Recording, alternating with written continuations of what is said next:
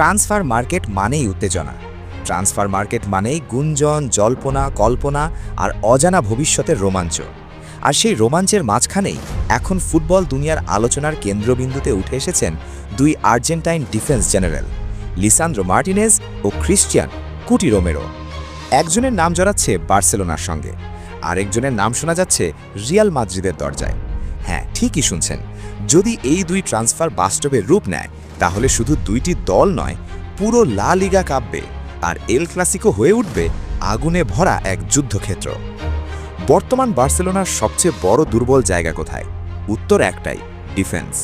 একসময়ের পুয়ল পিকে যুগ পেরিয়ে বার্সেলোনার রক্ষণভাগ এখন অনিশ্চয়তায় ভরা। ইনজুরি, ফর্মহীনতা আর অভিজ্ঞতার অভাব সব মিলিয়ে বড় ম্যাচে বার্সার ডিফেন্স বারবার প্রশ্নের মুখে পড়েছে। এই পরিস্থিতিতেই বিভিন্ন ইউরোপিয়ান মিডিয়ার রিপোর্ট বলছে বার্সেলোনা নাকি নজর দিয়েছে লিসান্দ্রো মার্টিনেজের দিকে। লিসান্দ্রো মার্টিনেজ মানেই আগ্রাসন, লিসান্দ্রো মার্টিনেজ মানেই সাহস, আর লিসান্দ্রো মার্টিনেজ মানেই ডিফেন্সে একজন যোদ্ধা। বর্তমানে তিনি খেলছেন ম্যানচেস্টার ইউনাইটেডের জার্সিতে। ইনজুরির ধাক্কা সামলেও মাঠে ফিরেই আবার প্রমাণ করেছেন তিনি কেন বিশ্বমানের সেন্টার ব্যাক।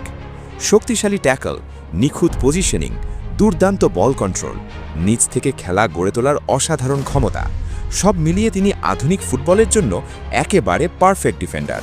তার উচ্চতা নিয়ে একসময় প্রশ্ন উঠেছিল, কিন্তু মাঠের পারফরমেন্স দিয়ে তিনি প্রমাণ করেছেন ডিফেন্ডার হতে উচ্চতা নয়, দরকার হৃদয় আর সাহস। এই কারণেই নাকি বার্সেলোনা তাকে দলে নিতে মরিয়া। বার্সেলোনার খেলার দর্শন হলো ডিফেন্স থেকেও খেলা শুরু হবে, আর এই জায়গাটাতেই লিসান্দ্রো মার্টিনেজ ভয়ঙ্কর কার্যকর। তিনি শুধু আক্রমণ ঠেকান না, তিনি আক্রমণ গড়েও তোলেন।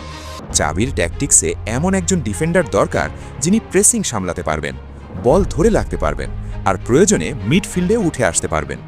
লিসান্দ্রো ঠিক সেই প্রোফাইলের খেলোয়াড়। অন্যদিকে ইউরোপের আরেক জায়ান্ট রিয়াল মাদ্রিদ।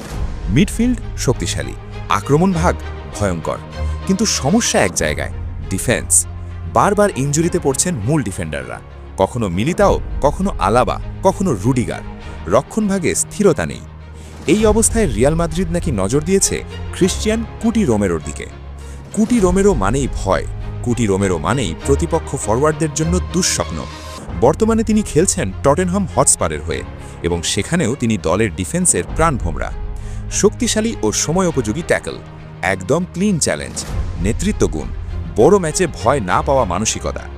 বিশ্বকাপজয়ী আর্জেন্টিনা দলে তিনি ছিলেন একেবারে অপরিহার্য। মেসির আর্জেন্টিনার পেছনের দেয়াল বলতে গেলে কুটি রোমেরোর নাম আসবেই।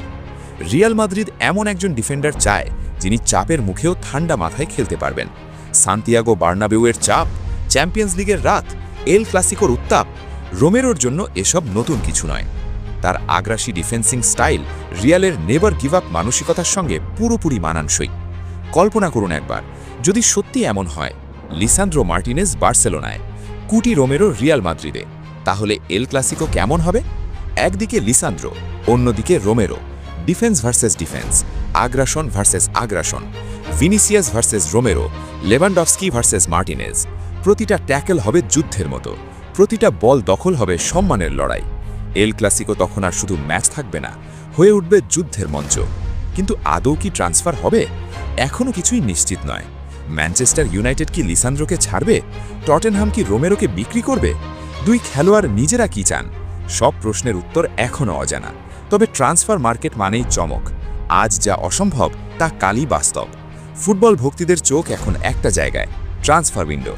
বার্সেলোনা কি তাদের ডিফেন্সের ত্রাতা খুঁজে পাবে? রিয়াল মাদ্রিদ কি রক্ষণভাগে নতুন জেনারেল পাবে? আর আমরা কি দেখতে পাবো এল ক্লাসিকোতে দুই আর্জেন্টাইন ডিফেন্সারের এক মহাযুদ্ধ? উত্তর আসবে, সময়ই দেবে। ততদিন ফুটবল প্রেমীরা শুধু অপেক্ষায়।